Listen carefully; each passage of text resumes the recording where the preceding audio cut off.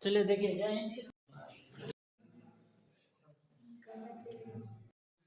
चलो देखते हैं इस क्लास में। देखो इधर क्या करना है, मानव नेत्र तथा रंग बिरंगा संसार। ठीक है, पहला क्वेश्चन इसमें देगा, बताते हैं। पहला क्वेश्चन देगा मानव नेत्र से आप क्या समझते हैं। क्या देगा पहला क्वेश्चन, लिख लो, इसको लिख लो, अपना नोट्स निकालो और लिखना स्टार्ट करो पीछे। चलो देखो, इधर पहला क्वेश्चन दिया गया है कि मानव नेत्र से क्या समझते हैं, या बोला गया है कि मानव नेत्र क्या है। सॉरी, इसमें मानव नेत्र क्या है, इसका सचित्र वर्णन कीजिए। ठीक है, इसमें मानव नेत्र क्या होता है, हम आपको डिफिनेशन में लिखा है बहुत छोटा तरीका करके कि मानव नेत्र प्रकृति की बहुत बहुमूल्य देन है जिसकी सहायता से हम वस्तुओं को देखते हैं। ठीक है, ये आपका अगर पूछेगा, अगर सचित्र वर्णन पूछेगा तो 6 नंबर में या 5 नंबर में या 4 नंबर में पूछेगा। ठीक है, आप क्वेश्चन के नंबर के हिसाब से अनुमान लगा लीजिएगा कि कितना मतलब लिखना है, कितना नहीं लिखना है। अब 2 रुपया का सामान ज्यादा में नहीं ना मिलता है, सस्ते का छोटा ही मिलेगा। ठीक है, अब 2 रुपया में सोना तो मिलेगा नहीं, तो उसी हिसाब से लिखना जिस हिसाब से उसकी वैल्यू बताएगा। ठीक है, उसके सामने लिखा रहता है कि हाँ इतने नंबर में, तो ज्यादा आपको नहीं, कम से कम इसमें मानव नेत्र में आपको बताया होगा कि मानव नेत्र के प्रमुख भाग कौन कौन से हैं। सबसे पहले इसमें आप दृढ़ पटल और कार्निया को मत भूलिएगा, रेटिना, आइरिस, रेटिना, आइरिस, और सबसे मेन जो चीज होता है का लेंस, नेत्र लेंस, इसको मत भूलना। ठीक है, तो ये सब चीजें इसमें मेन टॉपिक होता है मानव नेत्र। ठीक है ना, तो उसको अच्छे से क्लियर कर लीजिएगा। ठीक है, 4-5 टॉपिक क्लियर होने चाहिए इसके अंदर, मानव नेत्र के अंदर। ठीक है ना, तब जाकर के अच्छा होगा। ठीक है, और इसका डायग्राम तो आप प्रैक्टिस कर लीजिएगा। ठीक है, उसे बनाने का 1-2 बार बनाएंगे, धीरे धीरे अंदाज हो जाएगा। ठीक है ना, ये 2-3 बार घर पे जाकर उसको प्रैक्टिस करिएगा। ठीक है, तो क्वेश्चन कैसे पूछेगा ये क्लियर बना कि मानव नेत्र क्या है, इसका सचित्र वर्णन कीजिए। लेकिन अगर सचित्र वर्णन नहीं कहेगा, ठीक है, तो आपको क्या कहेगा, केवल 5-6 टॉपिक जो है ना बस उसी को लिख के छोड़ दीजिएगा। ठीक है, अगर नहीं कहता है कि सचित्र वर्णन तो चित्र नहीं बनाना, जितना कहेगा उतना ही सुनिएगा। ठीक है, आई बात समझ में। अब पेज भरने का तरीका बताइए है कि कैसे भरना, खूब चढ़ा बढ़ा के एकदम, लेकिन इतना भी नहीं कि ओवर हो जाए। ठीक है, चलिए आगे है नेत्र की समंजन क्षमता। समंजन क्षमता से क्या तात्पर्य है, या बोलेगा नेत्र की समंजन क्षमता से आप क्या समझते हैं, ऐसे करके क्वेश्चन पूछेगा। यह नेत्र की समंजन क्षमता क्या है, तो हम बताए थे कि फोकस दूरी। ठीक है, कि जब हम किसी वस्तु को देखते हैं तो फोकस दूरी का घटना या बढ़ना नेत्र की समंजन क्षमता कहलाती है। जैसे हम लोग दुख देखते थे एकदम आंख ऐसे निकाल के गुलर की तरह। ठीक है, क्या दिख रहा है, पीके का आगे। ठीक है, बता ना, तो हम लोग दूर की चीज देखते हैं तो ऐसे बढ़ा लेते हैं, नजदीक का नॉर्मल ही जाते हैं। ठीक है, तो नेत्र लेंस की समंजन क्षमता क्या है, फोकस दूरी का घटना और बढ़ना। ये फोकस दूरी का क्या घटना और नेत्र की समंजन क्षमता, डिफिनेशन एकदम आसान है।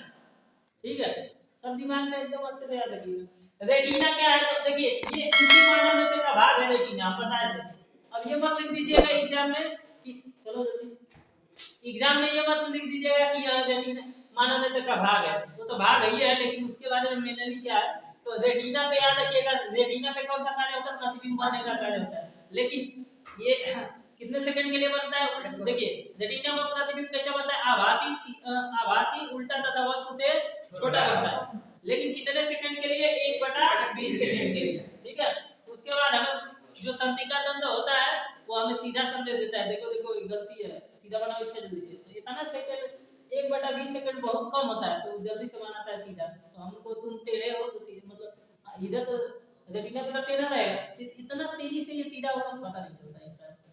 ठीक है, 1/20 सेकंड का अनुमान लगा सकते हैं कितना दशमलव में कितना तेजी से।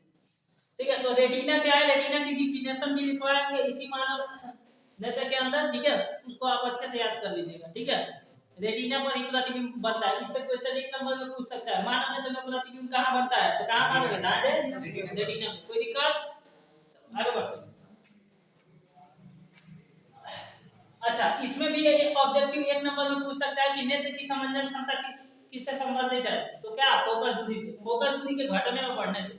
समझ में आया ना, ये सब ऑब्जेक्टिव भी क्लियर करते चलो। क्वेश्चन देखो उल्टा कैसे पूछेगा, सीधा कैसे पूछेगा, सब इसमें बताएंगे। आगे चलते हैं, निकट दृष्टि दोष क्या है, इसका कारण तथा निवारण क्या है, या कारण तथा निवारण बताइए। एग्जांपल एग्जाम में आपको ऐसे ही मिलेगा। ठीक है, या नहीं तो ऐसे पूछेगा कि निकट दृष्टि दोष क्या है, तो देखिए बाबू आपसे बस इतना पूछेगा कि निकट दृष्टि दोष क्या है, तो आप केवल परिभाषा लिख के छोड़ देंगे। ठीक। लेकिन अगर कहानी में ट्विस्ट जोड़ दिया ये इसका कारण तथा निवारण क्या है, तो कारण और निवारण भी बताएगा। निकट वाले में क्या आता है, निकट की वस्तु साफ दिखाई देती है, दूर की वस्तु साफ नहीं दिखाई देती है, ठीक है। इसका रीजन लिखवाते हैं और निवारण का मतलब उपाय भी पूछ सकते हैं, उसी चीज को दूसरा या पूछ देगा कि निकट दृष्टि दोष क्या है, इसका उपाय, इसे कैसे दूर किया जा सकता है, या इसका उपाय क्या है, ऐसे क्वेश्चन, ठीक। तो आपको जो लिखवाया वही भाषा चेंज कर देगा, लैंग्वेज चेंज कर देगा, ठीक है। लेकिन आपको याद रखना है कि हाँ ये भले पापा दूसरा चपड़ा पाएंगे लेकिन अपने पापा को भूलना है। चलो देखते हैं दूर दृष्टि दोष क्या है, तो दूर दृष्टि दोष सेम इसी प्रकार के जैसे इसका क्वेश्चन पूछेगा वैसे इन तीनों का याद रखिएगा, ठीक है। इसे पूछेगा जरा दृष्टि दोष को परिभाषित कीजिए, और नहीं तो सबसे ये तो हो गया ना मोटा मोटी वाला क्वेश्चन, दो 4 नंबर का, 1 नंबर पे क्या पूछेगा बताते हैं इससे। निकट दृष्टि दोष क्या है ये नहीं पूछेगा, पूछेगा कि निकट दृष्टि दोष में लेंस का कौन से लेंस का चश्मा प्रयोग होता है, आई बात समझ में। तो याद रखिएगा निकट दृष्टि दोष में कौन सा लेंस होता है, अवतल, ठीक। और इसमें भी वही पूछ देगा, इसमें उत्तल दूर दृष्टि दोष में। जारा में क्या होता है, हां मास्टर रेमनिया मास्टर का चश्मा ऐसे देख के बहुत निकाले रहते हैं, एक वहिया लगाते हैं तो ये लगाया रहता है, तो ऐसे करके देखते हैं, मतलब नजदीक का देखने के लिए, और दूर का देखना हां, लेकिन गजब अजब स्टाइल आता है, मजा आता है। तो दूर का ऐसे देखने के लिए, यानी उसमें देखे होंगे कि चश्मा में एक नीचे तो वो द्विफोकसी लेंस कहलाता है। तो जरा दृष्टि दोष को दूर करने के लिए कौन सा द्विफोकसी लेंस का प्रयोग करते हैं, ठीक है। इसे दूर करने के लिए कौन सा उत्तल, इसे अवतल, क्लियर ना, कोई दिक्कत नहीं ना होगा। ये 1 नंबर का क्वेश्चन और 4 नंबर का क्वेश्चन में अंतर है ना, कैसे पूछेगा, चलो अब नीचे चले। वरांधता क्या है, तो वरांधता के में बताया था कि वरांधता एक ऐसी बीमारी है या ऐसा दोष जिसमें व्यक्ति रंगों का भेद नहीं कर पाता है, उसे वरांधता कहते हैं, क्लियर ना। तो देखो वरांधता कभी कभी पूछ देगा कि किस बीमारी में या किस प्रकार के दोष में हम रंगों का भेद नहीं कर पाते हैं, तो आप क्या करोगे, वरांधता। किस दोष में हम लोग रंगों का भेद नहीं कर पाते हैं जी, वरांधता, भूलोगे नहीं ना, पक्का। चलो वरांधता की डिफिनेशन एकदम छोटा छोटा करके हम लिखवाएंगे और एकदम आसान भाषा में लिखवाएंगे, ठीक है। अब देखिए मोतियाबिंद क्या है, मोतियाबिंद क्या होता है जी, आंख में जब अबे उतनी के साइलेंट हो जाए। मोतियाबिंद क्या है, तो मोतियाबिंद में देखते हो कि आंख में सफेद धब्बा पड़ जाता है, वही मोतियाबिंद, ठीक। या बोलते हैं फुल्ली पड़ गई, लेकिन मतलब अजीब अजीब भाषा है, तो क्या हो गया का भाषा है, मतलब समझ में आना चाहिए कोई भाषा। तो मोतियाबिंद क्या है समझ में आया, आंख में जो सफेद धब्बा वही मोतियाबिंद। तो देखिए कभी भी क्या होता है कि मांस के ऊपर जब मांस चढ़ने लगते हैं तो वही होता है, यानी अब मान लो थोड़ा सा जगह है जी से ऐसा दिखता है, हम ऐसे ढक लेंगे तो ऐसा दिखेगा, तो यानी कहने का मतलब नेत्र लेंस से ना हम लोग देखते हैं, सब कुछ नेत्र लेंस दिखाता है, उसी को धीरे धीरे ढकने लगेगा कौन, मांसपेशी, आंख में जो मांसपेशी होती है वही सिलियरी, तो धीरे धीरे हवा चढ़ने लगता है, बॉडी पे मांस चढ़ा देती है। चलो तो मोतियाबिंद क्या ये समझ में आया ना कि मोतियाबिंद इस प्रकार के दोष में क्या होता है, व्यक्ति की जो नेत्र लेंस होता है, व्यक्ति का नेत्र लेंस उस पे क्या होता है, सिलियरी मांसपेशियां बढ़ जाती हैं या सिलियरी मांसपेशियां चढ़ने लगती हैं, तो जिसके कारण ये नेत्र लेंस का रंग कैसा होने लगता है, सफेद। आई बात समझ में, इसे मोतियाबिंद कहते हैं। इसका इलाज क्या है, डॉक्टर द्वारा ऑपरेशन करके उस हिस्से को काट के निकाल दिया जाएगा, और नहीं तो डॉक्टर द्वारा उसे इलाज करके दवाई दिया जाएगा उस पदार्थ को धीरे धीरे कम होने के लिए। जैसे प्लास्टिक को सिकुड़ा के छोटा किया जा सकता है ना, उसी तरीके से उसको भी डॉक्टर है कुछ करके स्वाहा कर देगा, इलाज है डॉक्टर के द्वारा, ठीक है ना। वरांधता का भी इलाज है, वरांधता का अक्सर पायलट टॉयलेट देखे ना, हाँ पायलट टॉयलेट लोगों में ज्यादा होता है, ठीक है। रंगो आदमी में इन सब में ज्यादा इन सब का टेस्ट होता है, ठीक है। आंख से दिखाई दे रहा है कि नहीं, कमांडो मार देगा, मुंह से देखा दुश्मन नहीं तो गया ना काम से, तो इसलिए बहुत बारीकी से जांच होता है इन सब का, आंख वाला का, ठीक है। चलते हैं आगे। तो इससे क्वेश्चन कैसे, इसमें क्या पूछेगा, रंग, ठीक है, कौन सी बीमारी में रंग का भेद नहीं कर पाता है, बड़ा नजर, ठीक है। आएगा समझिए भी क्या है, ये एक नंबर क्या समझिए। श्वेत प्रकाश का वर्ण विक्षेपण क्या है, श्वेत प्रकाश ये बड़ा इंपॉर्टेंट है, वर्ण विक्षेपण यहाँ तुम्हें दिखेगा तो ध्यान देने वर्ण विक्षेपण को ही नोटिस करना, ठीक है। श्वेत प्रकाश बोले या कहीं से भी प्रकाश बोले या न्यूटन को भी लगा कर क्वेश्चन पूछेगा तो वैसे ही करना, ठीक है। लेकिन वर्ण विक्षेपण तो वर्ण विक्षेपण है, तो वर्ण विक्षेपण क्या होता है फिर से बताते हैं। वर्ण विक्षेपण क्या होता है, जब प्रकाश की किरणें प्रिज्म पर गिरती हैं और प्रिज्म पारदर्शी होता है, जब प्रकाश की किरण प्रिज्म पर गिरेगी तो प्रिज्मों में 7 रंग दिखाई देगा, क्या 7 रंग, वही 7 रंग की जो घटना दिखाई देने की घटना है वही वर्ण विक्षेपण कहलाती है। यानी बोल सकते हैं जब श्वेत प्रकाश की किरण प्रिज्म पर गिरती है तो गिरने के बाद 7 रंगों में बट जाती है, इस घटना को हम क्या कहते हैं, वर्ण विक्षेपण।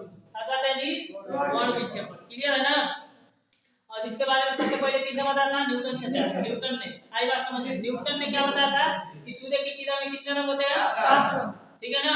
इसीलिए जब इंद्रधनुष बनता है तो देखते हो बीचों में पानी आ जाता है, तो पानी होता है पारदर्शी, प्रकाश आस पास जा सकता है इससे।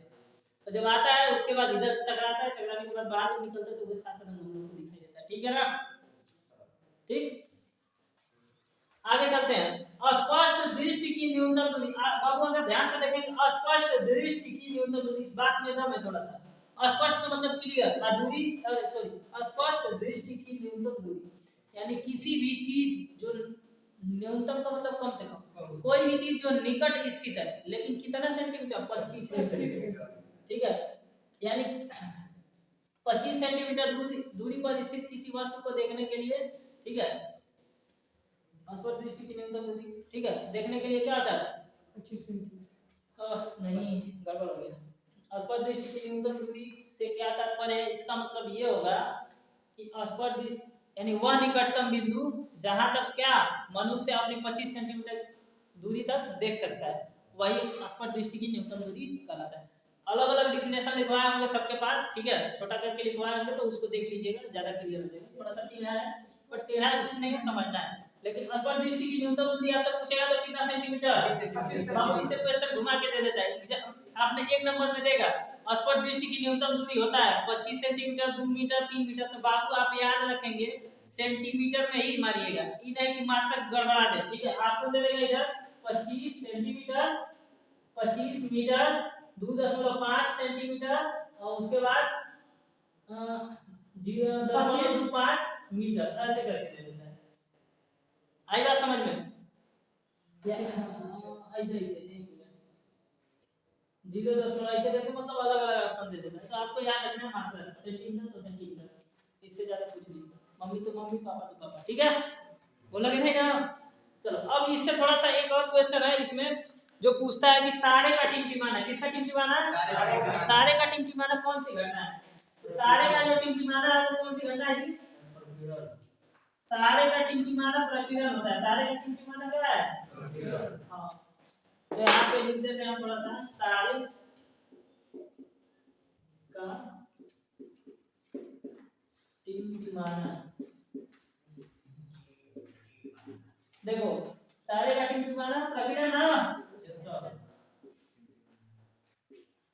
और उसके बाद नहीं तो वायुमंडलीय अपवर्तन, दूसरा ऑप्शन इसको ये दे देगा। अब वैसे तो जब हम मतलब बता रहे थे ना एयरफोर्स वाले एग्जाम में पूछा था तो ये ऑप्शन नहीं दिया था, ठीक है, इसको दिया था दूसरा नाम करके वायुमंडलीय अपवर्तन, वायुमंडलीय अपवर्तन, ठीक है। तो इन्हीं दोनों के कारण जो तारे होते हैं टिमटिमाते हैं, क्लियर ना। उसके बाद दूसरी बात थोड़ा सा और एग्जांपल इसमें हम बता देते हैं। पेंसिल, पेंसिल सुने ना, पेंसिल, सिक्का, ठीक है, ये सब छिछले दिखाई देते हैं, तिरछा दिखाई देते हैं, उसका कारण होता है अपवर्तन, ठीक है। ये सब आपके एक नंबर के क्वेश्चन है, इन दोनों को याद रखना, दोनों नहीं तीनों, ठीक। पहले तारे का टिमटिमाना प्रकीर्णन या वायुमंडलीय अपवर्तन, पेंसिल या सिक्के का टेढ़ा दिखाई देना या तिरछा दिखाई देना अपवर्तन, ठीक है। आपके चाचा दादा भी कब कब पूछ लेते होंगे घर में, ठीक है, हम जब छोटे थे तो ऐसे पूछ लेते थे। चलिए आगे देखिए, पेंसिल और सिक्का हो गया। उसके बाद आगे चलते हैं, एक चीज और बच रहा है जो नीला, आकाश का नीला दिखाई देना, आकाश का जो होता है नीला दिखाई देना कौन सी घटना होती है,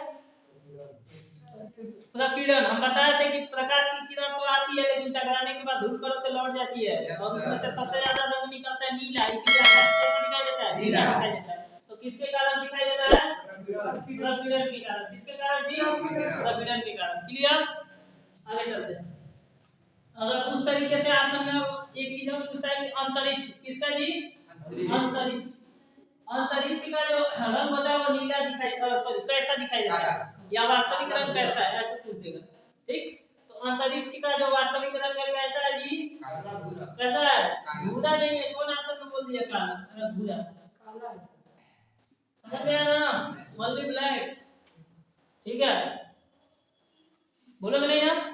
तो ये लेसन हुआ स्वाहा। इससे न्यूमेरिकल अगले दिन हम बताएंगे। ठीक है, बाकी ये सब चीजें कॉमन चीजें नोट कर लो ऐसे में, जिसको नोट करना है।